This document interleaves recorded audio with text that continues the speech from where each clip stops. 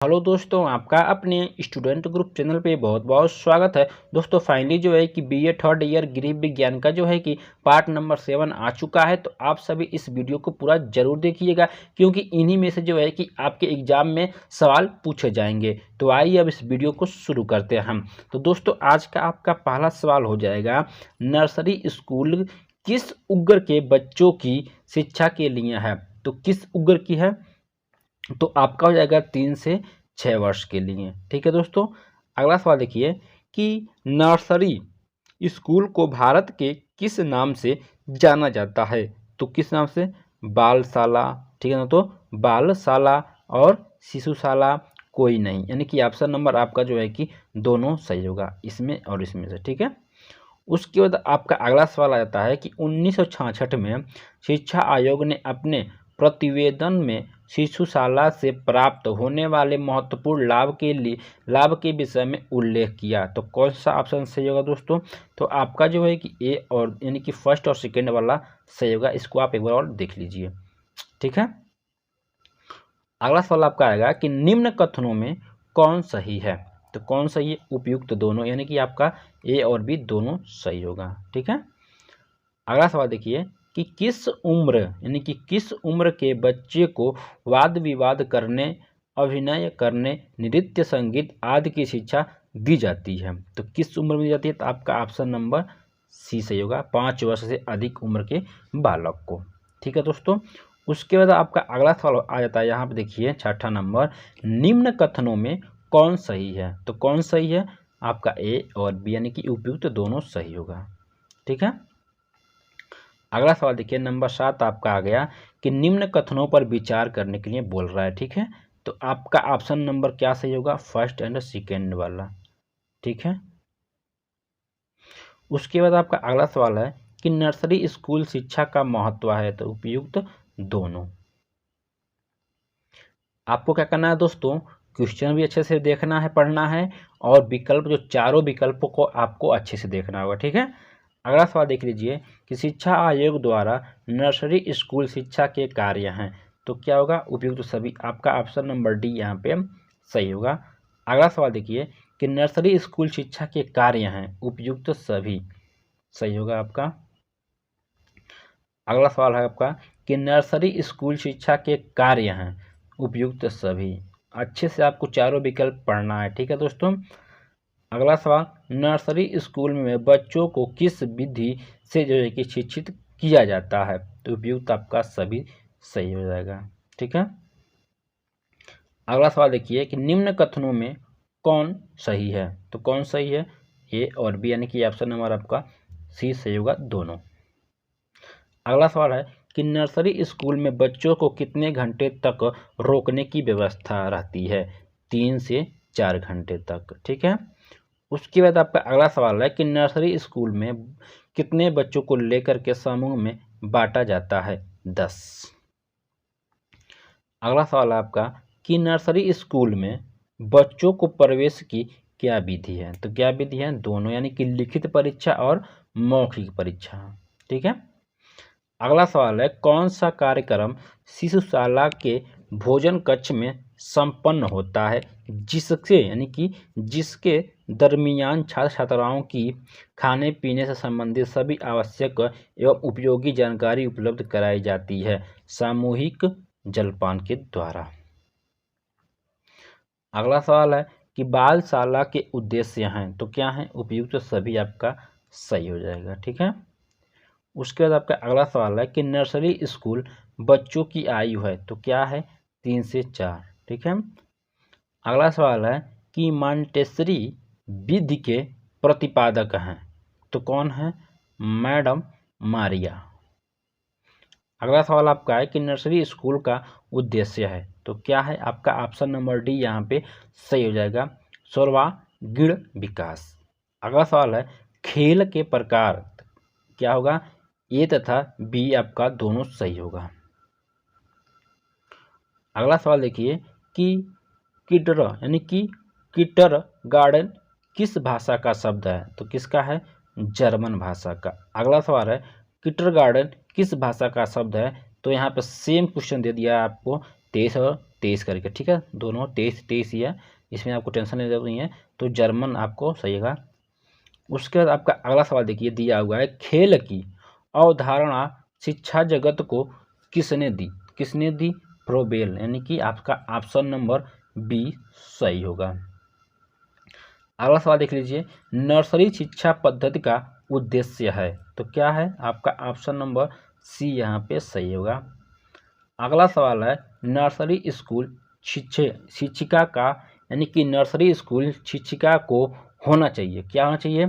मित्रवत होना चाहिए, सौम्य होना चाहिए, धैर्यवान, यानी कि ऑप्शन नंबर आपका डी सही होगा। अगला सवाल देखिए, निम्न में से कौन सा नर्सरी स्कूल का उद्देश्य नहीं है? तो आपका ऑप्शन नंबर दोस्तों बी यहाँ पे सही होगा, ठीक है। आप देखेंगे, हम आपसे पूछेंगे सवाल इसमें कि किशोरावस्था की रुचि से आपसे सवाल पूछे जाएंगे, ठीक है। तो आप लोग अच्छे से ध्यान दीजिएगा और जो भी आंसर आएगा उसका आंसर हमें कमेंट कर दीजिएगा, ठीक है। अगला सवाल आपका है कि किशोर का, यानी कि किशोर का समायोजन किस बात पर निर्भर करता है? तो किस बात पर करता है दोस्तों? तो आपका जो है कि ऑप्शन नंबर डी यहाँ पे सही हो जाएगा, ठीक है। उपयुक्त दिया हुआ ना, उपयुक्त सभी, ठीक है दोस्तों। उसके बाद आपका अगला सवाल आ जाता है कि मेक, जी हाँ, तो मेक नो डिलेस ने किशोरावस्था में लेने वाले समायोजन को कितने खंड में बांटने का प्रयास किया? कितने में? ऑप्शन नंबर बी आपका सही होगा, 5 भागों में, ठीक है। अगला सवाल है कि निम्न कथनों में कौन सही है? तो कौन सही है दोस्तों? आपका ऑप्शन नंबर बी यहाँ पे सही हो जाएगा, ठीक है। अगला सवाल है कि निम्न कथनों में कौन सही है? तो कौन सही है? आपका ऑप्शन नंबर बी यहाँ पे सही हो जाएगा, ठीक है दोस्तों। उसके बाद आपका अगला सवाल आ जाता है कि किशोरा अवस्था में संबंध में विद्वानों द्वारा दिए गए विचारों पर ध्यान दीजिए। तो कौन सा सही होगा दोस्तों आपका? तो आपका ऑप्शन नंबर ए सभी जो है कि सही होगा, यानी कि 1 2 3 जो करके दिया है तीनों सही होगा, ठीक है। अगला सवाल है कि निम्न कथनों में कौन सही है? तो दोनों सही है, ठीक है। विकल्प को आपको अच्छे से पढ़ना होगा, फिर आपको ट्रिक लगाना होगा, ठीक है। अगला सवाल देख लीजिएगा, दिया हुआ है कि निम्न कथनों में कौन सा कथन किशोरावस्था के विषय में असत्य है? तो असत्य होगा तो मतलब आपका नंबर 1 और 4, ऑप्शन नंबर आपका यहाँ पे देख लीजिए सी सही होगा, ठीक है। अगला सवाल देखिए कि निम्न में कौन सा लक्षण किशोरावस्था में लड़कियों में होने वाले परिवर्तन से नहीं होता? आपका हो जाएगा आवाज मोटी होना, ऑप्शन नंबर सी। अगला सवाल देखिए दोस्तों, निम्न कथनों पर विचार कीजिए, तो कौन सा सही होगा आपका? न तो, यानी कि न तो 1 न ही 2, न तो 1 न तो 2, यानी कि आपका ऑप्शन नंबर डी यहाँ पे सही होगा, ठीक है। दोनों गलत है। अगला सवाल देखिए, निम्न कथनों पर विचार करने के लिए बोल रहा है, निम्न कथनों पर विचार कीजिए, तो 3 और आपका 4 सही होगा, ठीक है। उसके बाद आपका अगला सवाल आ जाता है, निम्न में कौन सही है? तो आपका दोनों सही होगा। कुछ इस तरह से सवाल पूछे तो आपको जो है कि खासकर दोनों पे ट्रिक लगाना होगा, सही आता है ज़्यादा। आपका अगला सवाल है कि किशोरावस्था में होने वाले प्रमुख शारीरिक परिवर्तन में तो कौन होगा? लंबाई में वृद्धि, भार में वृद्धि और शारीरिक अंगों का विकास, यानी कि आपका ऑप्शन नंबर डी सही होगा, गुड जॉब। अगला सवाल देखिए, किशोरावस्था में होने वाले प्रमुख शारीरिक परिवर्तन दिया हुआ, उपयुक्त सभी होता है ना, बिल्कुल होता है। अगला सवाल है कि किशोरों की अधिकांश समस्याएं संबंधित होती हैं, तो धन, सेक्स और शैक्षिक उपलब्धि, यानी कि उपयुक्त सभी आपका सही होगा। अगला सवाल है कि किशोरियों की अधिकांश समस्याएं संबंधित होती हैं, किससे होती हैं? व्यक्तिगत आकर्षण, सामाजिक संबंध, पारिवारिक संबंध, ऑप्शन नंबर डी परफेक्ट है, ठीक है। 16 नंबर, किशोरावस्था वर्तमान की शक्ति और भावी आशा के प्रस्तुत करता है, उपयुक्त परिभाषा किस विद्वान ने दी? क्रो और क्रो ने। अगला सवाल, किशोरावस्था संघर्ष, तनाव, तूफान एवं विरोध की अवस्था है, निम्न परिभाषा किसकी है? तो किसकी है? आपका ऑप्शन नंबर ए यहाँ पे सही होगा। अगला सवाल, किशोरावस्था के अंतर्गत किस आयु वर्ग को रखा जाता है? तो आपका ऑप्शन नंबर ए यहाँ पे सही होगा। आपका अगला सवाल है दोस्तों, किशोरावस्था को कितने भागों में बांटा गया? तो 2 भागों में। आपका अगला सवाल है, कौन सा कथन सही है?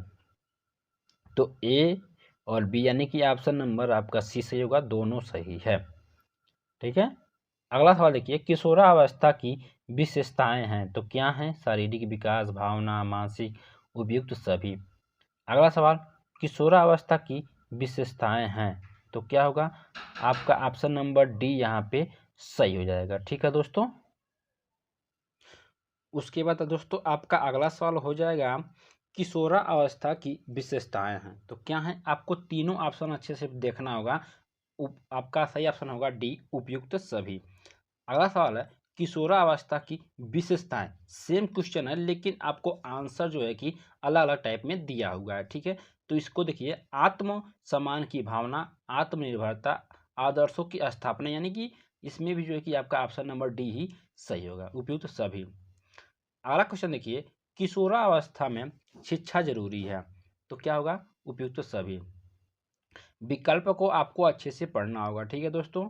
अगला सवाल देखिए, किशोरावस्था में शिक्षा जरूरी है तो क्या है? धार्मिक एवं नैतिक विकास की शिक्षा, यौन शिक्षा, लिंग भेद के अनुसार शिक्षा, यानी कि उपयुक्त सभी। अगला सवाल देखिए, किशोरावस्था की यानी कि किशोरावस्था की अवस्था नहीं है तो क्या नहीं है? आपका ऑप्शन नंबर डी, प्रौढ़ावस्था। ठीक है। अगला सवाल है, किशोरावस्था में शिक्षा जरूरी है, उपयुक्त सभी, यानी कि यही क्वेश्चन जो है कि यहाँ पे भी दिया हुआ है। ठीक है दोस्तों। उसके बाद आपका अगला सवाल है, किशोरावस्था की अवस्था नहीं है तो आपका यहाँ पे डी वाला सही होगा। अगला सवाल देखिए, किशोरावस्था तूफान और तनाव की अवस्था है, किसने यानी कि किसके अनुसार? तो किसके अनुसार है? हाल के। उसके बाद दोस्तों आपका अगला सवाल है, लड़कियों में वयास संधि अवस्था होती है तो क्या होती है? 10 से 13 वर्ष। उसके बाद आपका अगला सवाल है, शारीरिक और बौद्धिक विकास में भिन्नता निम्न कारणों से होती है तो कौन सा होगा? उपयुक्त सभी। उसके बाद आपका अगला सवाल हो जाएगा दोस्तों, बच्चों के भाषा विकास को किसके माध्य से जो है कि बढ़ावा दिया जाता है तो किसके माध्य से? आपका ऑप्शन नंबर डी यहाँ पे सही होगा। अगला सवाल है, किस अवस्था को समस्याओं की वायु यानी कि किस अवस्था को समस्याओं की आयु कहा जाता है? तो किशोर यानी कि किशोरावस्था को। अगला सवाल है कि शारीरिक विकास का महत्व है तो क्या है? आपका ऑप्शन नंबर ए यहाँ पे सही हो जाएगा। उसके बाद आपका अगला सवाल है, व्यक्तित्व के महत्वपूर्ण शील गुण हैं तो क्या है? आपका ऑप्शन नंबर डी यहाँ पे सही होगा। अगला सवाल है, समायोजन को प्रभावित करने वाले कारक हैं तो क्या है? उपयुक्त सभी। अगला सवाल देखिए, कि संवेग की मुख्य विशेषताएं हैं तो क्या हैं? उपयुक्त सभी। अगला सवाल, निम्न में कौन सा लक्षण किशोरावस्था में लड़कियों में होने वाले परिवर्तन से नहीं है? आवाज मोटा होना। ठीक है। अगला सवाल है, किशोरावस्था के संदर्भ में विद्वानों द्वारा दिए गए विचारों पर ध्यान दीजिए तो कौन सा ऑप्शन सही होगा? आपका हो जाएगा ए सभी। अगला सवाल देखिए, आमतौर पर किस आयु में किशोरावस्था समाप्त होती है तो 18 वर्ष में। ठीक है। उसके बाद आपका अगला सवाल है, समायोजन को प्रभावित करने वाले कारक नहीं हैं, इनमें से कोई नहीं।